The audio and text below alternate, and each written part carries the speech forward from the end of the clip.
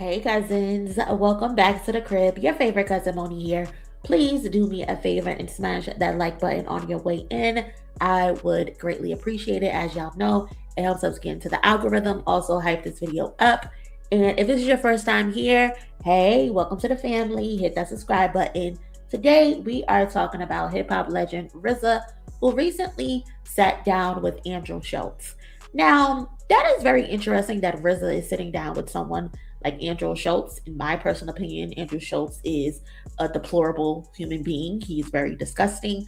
But that's just my opinion. Some people like him. I guess RZA is a fan of him because he's on his platform. But like I said, RZA visited Andrew Schultz's platform and he was discussing a plethora of things, including the rap civil war between Kendrick Lamar and Drake. We are on the 2 year anniversary. A day or two ago, it was Euphoria's 2 year anniversary, and tomorrow kicks off a couple of more tracks that released. And talking to Andrew Schultz and his co-host, RZA compared Meet the Grams to Nas's single One Love and I Gave You Power. If you are familiar with those records, they are conceptual records with elite penmanship, writing ability. I believe on Gave You Power, Nas writes from the perspective of a gun. Like, who does that? Who comes up with that type of creativity? And RZA is stating basically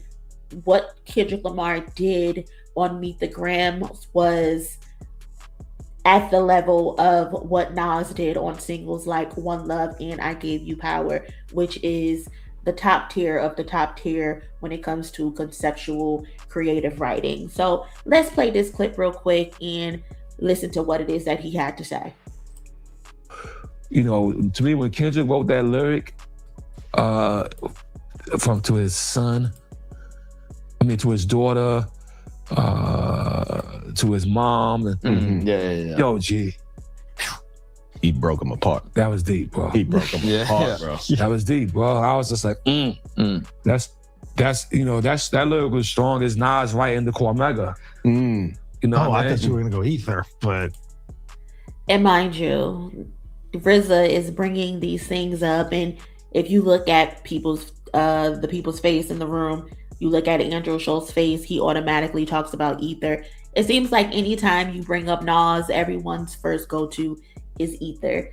These dudes have absolutely no idea what the fuck RZA is talking about when it comes to songs like One Love and I Gave You Power. They're clueless. No, the song the Cormega, bro. One Love. For us who live this shit, Nas wrote one of the best rhymes in history with that and the other song they gave you power. I Gave You Power. Right. He's writing from the perspective of a fucking gun. oh wow.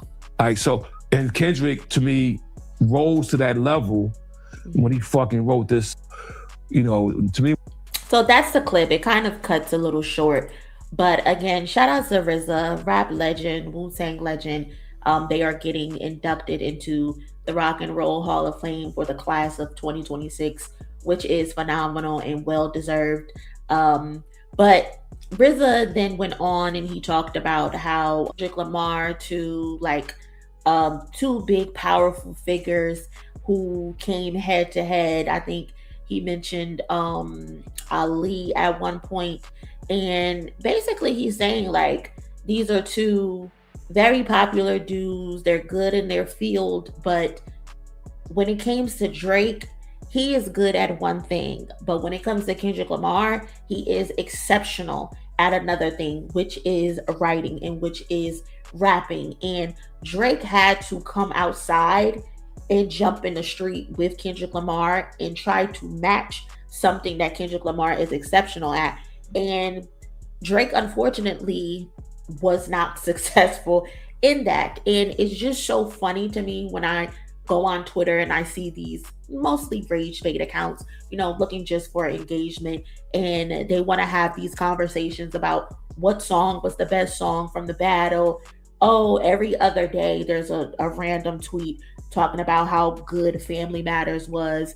There's a random tweet talking about we didn't give the Heart Part 6 a chance to really land. And it's like, those songs are not the best songs from the battle. It does not matter how many times you tweet it out. It's never going to be true. There's never going to be an actual debate about who rapped better than who, because it is clearly obvious who rapped better than who during this battle. Like, it's not even a question. It's a landslide, especially based off the fact in songs like Family Matters, where it was completely filled with a bunch of filler where he's targeting other people. Drake's issue is, because he had nothing on Kendrick Lamar, he tried to substitute the absence of not having actual material with inserting other people to also lean on the fact that he's getting jumped, when in reality, Drake, we all know who your actual target is. Please focus on your actual target, which is Kendrick Lamar. This shit has been years, a decade in the making.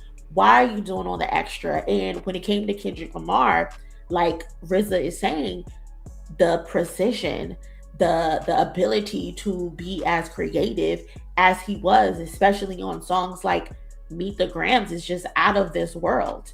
He was surgical. He went into this battle and he knew exactly what it is that he wanted to do and what he wanted to accomplish. If you line all of these songs up, from Euphoria to 616 in LA, Meet the Grams, Not Like Us, he gave us something different in each song, and he was still barring up. He was still writing at an elite level, even though they're like, oh, he needs to dumb it down.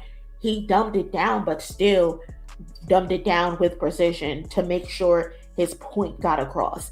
And Meet the Grams is just a scary fucking record. That record screams cinema. That record it's almost like a horror flick, but in a song. Like, I personally cannot listen to Meet the Grams because it is that fucking sinister to me. And I know there's a lot of people that love that song. I've heard some of the cousins tell me, oh, they're in the gym listening to Meet the Grams. You motherfuckers are crazy. You motherfuckers are crazy based on the fact that y'all are in the gym listening to Meet the Grams. Like, y'all are crazy. And I understand why you are a diehard fan of Kendrick Lamar. Even though I'm a diehard fan of Kendrick Lamar as well, and I know how great Meet the Grams is, I do not want to listen to that song. The first time I heard that song, the night it dropped, I was laying in bed in the dark. I had to get up and turn the lights on. That's how crazy that record is. And for Kendrick to be able to go in and say, hey, I'm going to sit his entire family down and I'm going to fuck with his psyche. I'm going to fuck with his mind, and I'm going to address his son. I'm going to address his mother, his father. I'm going to address his daughter. We all don't know if there's a daughter or not. None of us can say for certain if there's a daughter or not. And even if there is or isn't a daughter, he still hit it the nail on the head. It was still executed flawlessly. So flawlessly, it snuffed out Family Matters. Like, Family Matters was supposed to be Drake's holy grail. It was supposed to be Drake's quote-unquote knockout punch. And it got completely stepped on. And then that last verse, I believe the fourth verse, where Kendrick Lamar is addressing Drake directly. Oh my God. Oh my God. And then you hear the theatrics of the double voice coming in that sounds so haunting. Masterful. And that's what RZA is basically saying. He said in the video, that shit was deep, and it was deep. And I know Drake doesn't want to say it because that's why he doesn't mention it in the lawsuit. But that record, Meet the Gram and 616 in LA, fucked him up in the worst way. Because let me know your thoughts on this topic. Let me know your opinion on what RZA had to say. Are you familiar with One Love and I Gave You Power? If you aren't, do yourself a favor and go listen to those records, because Nas did his thing. And thank you so much for watching this video all the way through. I hope you have an amazing rest of your day. Please be sure to smash the like, hype this video up, and I will catch y'all in my next one. Later. Hey cousin, who you chilling with? I'm chilling with MONIE.